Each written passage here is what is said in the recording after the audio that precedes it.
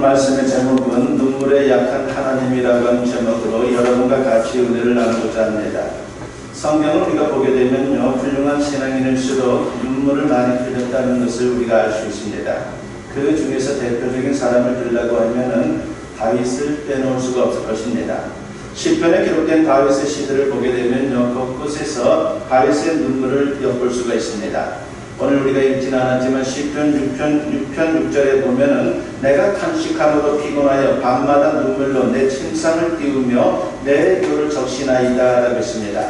그리고 시편 39편 12절에 보면은 여호와여 나의 기도를 들으시며 나의 부르짖음에 귀를 기울이소서 내가 눈물 흘릴 때에 잠잠하지 마옵소서라고 그렇게 기도를 합니다. 그리고 오늘 본문 8절에도 눈물이 나오고 있죠. 나의 유리함을 주께서 계수하셨사오니 나의 눈물을 주의 병에 담으소서라고 했습니다. 다윗은 한마디로 거룩한 울보라 말할 수가 있습니다. 그런데 우리가 사는 시대는요, 눈물이 참 메말라 있다라고 생각합니다. 분노가 가득하고 원통함의 눈물은 있는데 순수한 신앙의 눈물이 점점 사라지고 있는 것이 우리의 현실입니다. 신앙은 영성과 더불어서 감성입니다. 그러니까 영성만 있는 것이 아니라 감성도 같이 있다라고 하는 것이죠. 그래서 당연히 하나님 앞에서 눈물을 흘리는 것은 대단히 우리 신앙에 있어서 중요한 것입니다. 부디 오늘 말씀을 통해서 눈물 신앙을 회복하는 우리 모두가 되었으면 합니다. 그래서 하나님의 은혜를 풍성히 체험하고 우리 영혼도 육체도 치유되고 회복되는 역사가 있기를 바랍니다. 그러면 성도들이 흘려야 할 눈물에는 어떤 것들이 있습니까? 대표적으로 두 가지가 있습니다. 회개와 그리고 기도의 눈물, 바로 강구의 눈물이 있다라고 하는 것입니다. 첫 번째로 회개의 눈물을 흘리는 것은 대단히 중요한 것이죠. 죄인인 인간이 하나님을 만나게 되면 반드시 자신의 죄에 대해서 깨닫게 되고 회개하게 됩니다. 그때 눈물이 자연스럽게 나오게 됩니다. 이 눈물은 너무도 좋은 것입니다. 비유하자면 우리 영혼의 세정제라고 말할 수가 있습니다. 회개하면서 눈물을 흘리면요, 하나님께서 사죄의 은혜를 베풀어 주십니다. 그때 우리 영혼이 깨끗해지는 것을 경험할 수가 있습니다. 그래서 하나님 앞에서 새 사람으로 변화가 되는 것이죠. 이 과정을 거치지 않으면요, 진정한 성도라고 말할 수가 없습니다. 저도 고등학교 3학년 때 이러한 경험을 해봤어요. 고등학교 한 2학년 때 경험을 해봤는데 참으로 기도하는 중에 제 자신의 죄에 대해서 주님한테 낱낱이 구하고 나니까 얼마나 눈물이 나오는지, 눈물만 나오는 것이 아니라 콧물, 갑자기서 엉망진창이 되는 거죠. 그런데 그로 인해서 참으로 마음에 이전에 경험하지 못한 엄청난 기쁨을 경험했던 그러한 기억이 납니다. 바로 그것이 제 신앙에 있어서 어떻게 보면 중요한 역사를 이루어가는 데 있어서, 변화를 또한 이루어가는 데 있어서 중요한 시발점이 되었다라고 하는 생각을 해봅니다.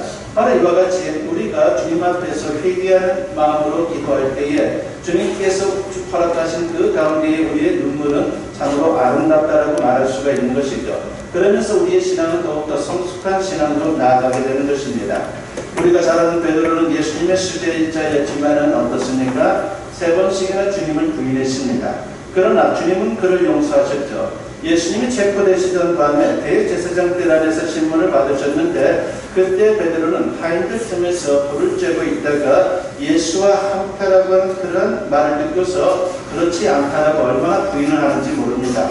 3번째 부인했을 때 닭 울음소리가 들렸고 예수님께서 그를 향해 돌아보셨습니다. 누가복음 22장 61절과 62절에 보니까 주께서 돌이켜 베드로를 보시니 베드로가 주의 말씀 곧 오늘 닭 울기 전에 네가 3번 나를 부인하리라 하심이 생각나서 밖에 나가서 심히 통곡하니라고 했습니다.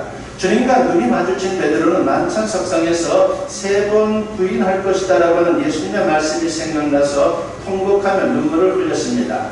예수님의 눈길은 정죄의 의미가 아니라 사랑과 용서의 눈길이었습니다. 그는 밖으로 나가서 실컷 울고 난 후에 그 영혼이 맑아지는 것을 느꼈을 것입니다. 그리고 예수님의 사랑에 큰 위로를 받았을 것입니다. 그 후에 베드로의 생애가 위대하게 변화되었다라고 하는 것입니다. 우리가 하나님 앞에 죄인임을 깨닫고 주님의 십자가 은혜를 깨달으면요, 자연스럽게 눈물이 날 수밖에 없는 것입니다. 회개의 눈물은 우리 영혼을 맑게 씻어주는 힘이 있습니다.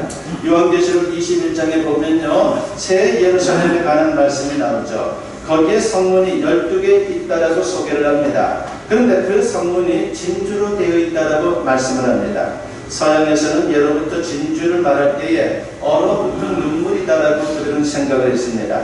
이 세상에서 눈물을 많이 흘린 자들이 들어가는 곳, 바로 그것이 천국이다라고 우리가 충분히 생각해 볼 수 있습니다. 그러나 천국문을 통과하게 되면요, 우리의 그 눈물은 다 없어집니다. 주님께서 모든 눈물을 닦아주시기 때문입니다. 그래서 천국은 눈물 없이 못 간다는 말이 나오고 천국에서 삶은 기쁨이 넘치는 삶이다라고 말하는 것입니다. 옛날에 두 명의 사형수가 있었습니다. 한 사람은 천령일이 다가오자 간수에게 이렇게 말했습니다. 내 몸을 미리 팔겠어. 대신 죽기 전에 맛있는 음식이나 실컷 먹도록 그렇게 해주시오라고 그렇게 제안을 했습니다. 사형 집행 후에 그의 시신은 의대 해부 실습용으로 팔려갔습니다. 스스로 기증하는 것은 좋은 것이지만 이것은 정말 아닌 것이죠. 그는 정말 불쌍한 인생을 살다가 불쌍한 모습으로 인생을 마감했습니다. 그런데 다른 한 명은 전혀 달랐습니다. 그는 자기 인생을 회고하면서 하염없이 회개의 눈물을 흘렸습니다. 내가 인생을 잘못 살았구나. 이렇게 사는 것이 아니었는데 라고 생각하니까 그냥 눈물이 막 쏟아지는 것이었습니다. 지나온 인생은 하나님 없이 제멋대로 살았던 바벨 탑과도 같은 그러한 인생이었습니다. 다행히 그는 감옥에서 예수님을 만나게 됩니다. 그러면서 이제 새로운 인생, 새로운 삶을 향해서 나가게 됩니다. 그에게는 전에 가져보지 못했던 엄청난 소망이 생겼습니다. 천국의 소망. 그리고 남은 생애는 짧지만 찬송하고 기도하며 자기가 있는 그 감방에서 동료들에게 사랑을 전하면서 살겠다라고 그렇게 다짐을 했습니다. 그러던 어느 날 자신을 인도한 교회에서 새 교회당을 건축한다는 소식을 듣게 되었습니다.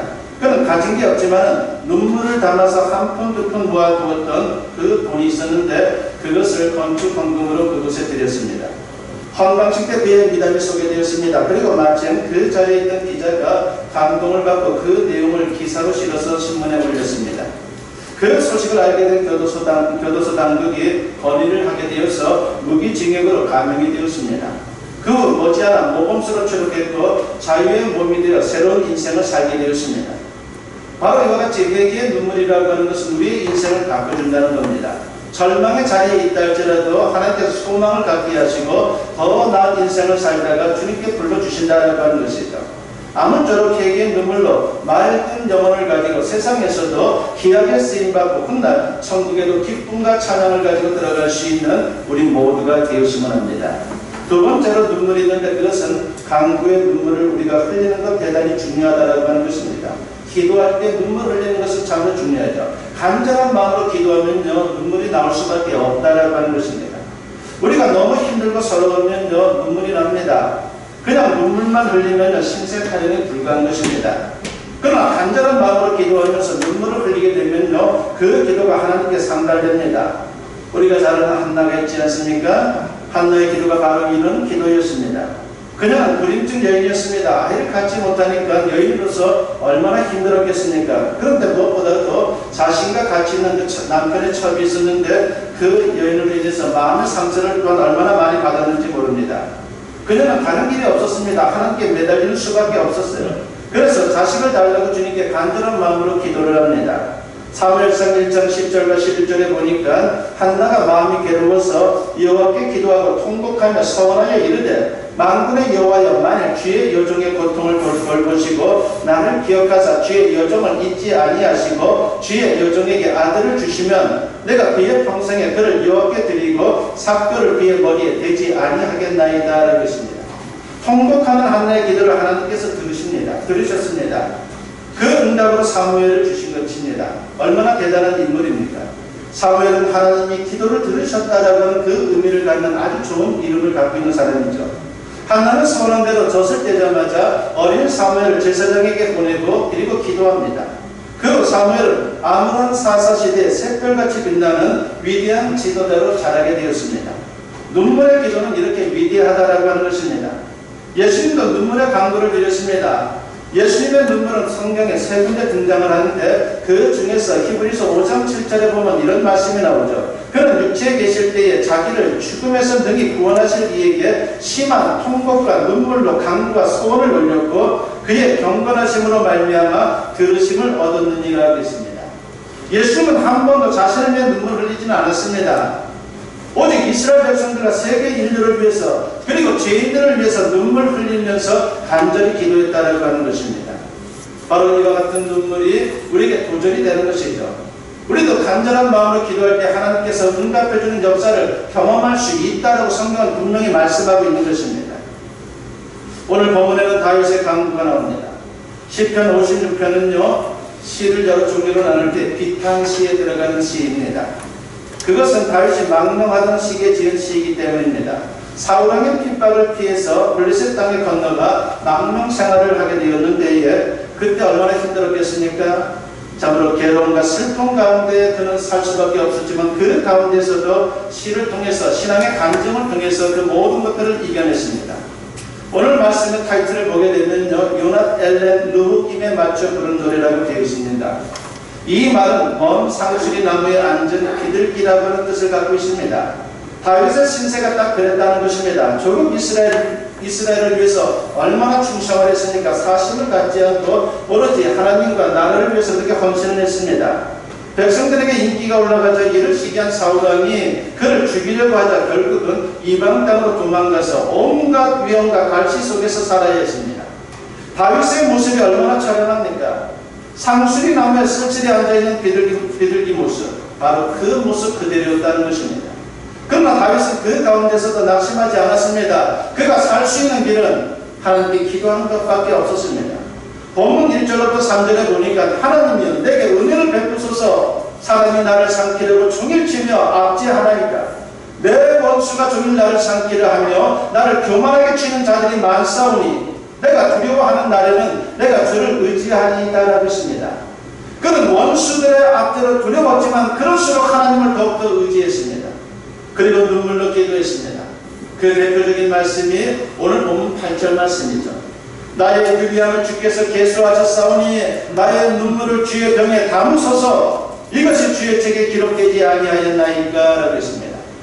하나님께 눈물병이 있다고 했는데 이것은 비유적 표현입니다. 여기서 병은 유리병이 아니라 가죽 부대를 말하는 겁니다. 고대 이스라엘은요 이스라엘뿐만이 아니라 그쪽 지역에서는 그러니까 고대 근동 지역에서는 지금도 마찬가지죠. 그들은 가죽 부대에다가 액체, 그러니까 뭐 우유라든지 뭐 여러 가지 물을 담든지 그렇게 가지고 다닙니다. 바로 하나님이 가죽 부대를 갖고 계시면서 이제 성도의 눈물을 모아주신다라고 그렇게 그는 생각했던 것입니다. 고대 이스라엘에는요 슬픈 일을 당할 때마다 눈물을 병에 담아두는 풍습이 있었습니다. 그리고 인생을 마칠 때는 눈물병을 관이나 무덤에 넣어주었습니다. 어쩌면 다윗은 이 풍습을 생각하면서 하나님의 눈물병이라고 표현했을 것입니다. 다윗은 자신의 눈물을 하나님이 일일이 기억하고 있다라고 확신을 했습니다. 그리고 책에다가도 기록하고 계신다라고 믿었습니다. 그러니까 그 믿음의 사람들의 눈물을 주님은 절대로 잊어버리지 않는다라고 그는 확신했던 것이죠. 그래서 주님께 힘들고 어려울 때 간절하게 눈물로 기도했던 것입니다. 이런 확신을 가지고 기도하니까요 고통 중에 있었지만 그는 위로받을 수 있었고 마침내 승리함으로 이스라엘의 위대한 왕이 될 수 있었던 것입니다. 세 번째로 우리가 생각해보고자 하는 것은 눈물병이 차기까지 기도해야 합니다. 우리의 기도를 어디까지 해야 됩니다. 눈물병이 차기까지 우리가 기도하는 것을 멈추면 안 된다는 것을 도전하고 있는 것이에요. 바로 그것이 응답받는 기도의 비결입니다. 여러분 응답받는 기도는 간절한 기도입니다. 간절하면요 언제나 눈물을 동반하게 됩니다. 그렇다면 언제까지 기도해야 합니까? 응답받을 때까지. 다른 말로 표현하면요 눈물병에 눈물이 다 차기까지 기도해야 하는 것입니다. 다윗은 자신의 기도를 하나님이 분명히 들으시고 응답하실 것을 확신했습니다. 그래서 이렇게 고백을 합니다. 본문 11절부터 13절에 보니까 내가 하나님을 의지하였은즉 두려워하지 아니하리니 사람이 내게 어찌하리이까 하나님이여 내가 주께 서운함이 있사온즉 내가 감사제를 주께 드리리니 주께서 내 생명을 사망에서 건지셨습니다. 주께서 나로 하나님 앞 생명의 빛에 다니게 하시려고 실족하지 아니하게 하지 아니하셨나이까 그랬습니다. 그럼 하나님이 도와주실 텐데 원수들이 어찌하겠느냐라고 그렇게 반문하고 있는 것이에요. 얼마나 참으로 확신에 찬 믿음입니까? 그리고 승리한 후에는 감사제를 드리겠다고 그렇게 서원을 하고 있습니다. 특별히 13절 말씀을 보면요, 주께서 생명을 건지시고 실족하지 않게 하셨다라고 그렇게 과거형으로 기록을 하고 있습니다. 미래의 일인데 과거의 일처럼 기록을 하고 있는 것입니다. 히브리 어법 가운데 이런 게 있어요. 그러니까 미래의 일이지만 확실한 경우에는 과거형으로 기술을 하는 겁니다. 앞으로 되어질 일이지만은 이미 되었다라고 그렇게 생각을 하고 확신을 하고 기록을 하는 것이죠. 이를 가르쳐서 예언적 과거라고 그렇게 표현을 합니다. 그만큼 다윗은 확신했습니다. 그런 확신 가운데 응답받을 때까지 눈물로 간절히 기도했습니다. 그리고 마침내 승리했습니다. 이게 바로 응답받는 기도의 비결인 것입니다. 우리가 기도할 때 한두 번 가볍게 기도해도 적적 응답되면요 얼마나 좋겠습니까? 그러나 하나님의 응답은 그렇게 만만하게 오는 게 절대로 아닙니다. 때가 되어야 합니다. 그 때가 언제인지 모르지만 반드시 응답될 것을 믿으면서 끝까지 눈물로 우리가 간절히 기도해야 하는 것이에요. 그러면 반드시 승리의 자리에 우리가 서게 된다는 것입니다. 이것은 마치 농사 짓는 것과도 같은 것입니다. 시편 120편 5절과 6절에 보면은 우리가 잘 아는 말씀이 나오죠. 눈물을 흘리며 씨를 뿌리는 자는 기쁨으로 거두리로다. 울며 씨를 뿌리러 나가는 자는 반드시 기쁨으로 그 곡식단을 가지고 돌아오리로다 라고 했습니다. 눈물을 흘리며 씨앗을 뿌리면 반드시 거두는 것처럼 눈물의 기도는 반드시 응답된다는 것입니다. 그래서 사도 바울이 이렇게 증거를 합니다. 갈라디아서 6장 9절에 보니까 우리가 선을 행하되 낙심하지 말지니 포기하지 아니하면 때가 이르매 거두리라 했습니다. 인생을 살다 보면요 사방팔방 막히는 것처럼 답답할 때가 있어요. 이런저런 문제가 태산처럼 내 주변을 막을 때가 얼마나 많은지 모릅니다. 그러나 내 주변은 다 막혀 있다 할지라도 뚫려 있는 것이 있어요. 하늘은 뚫려 있습니다. 하나님께 기도하면 되는 것입니다. 하나님의 눈물병에 눈물이 차기까지 기도하면 되는 것입니다.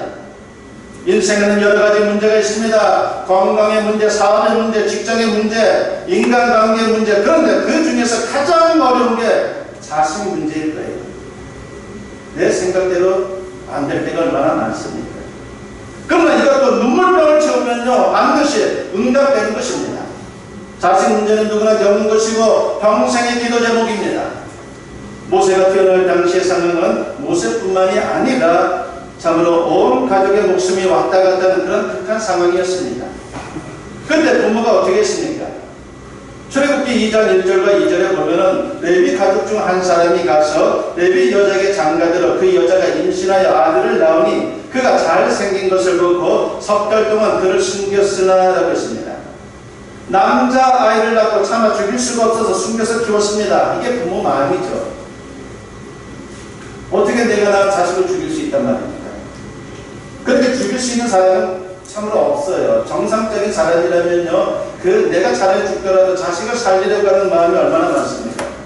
근데 이 아이가 시간이 지나면서 점점 자라지 않습니까? 더군다나 남자아이라 울음소리도 얼마나 컸겠습니까?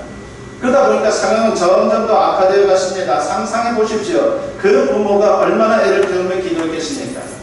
특히 모세에게는 훌륭한 신앙의 어머니가 계셨죠. 바로 그 여인이 요게벳 아닙니까?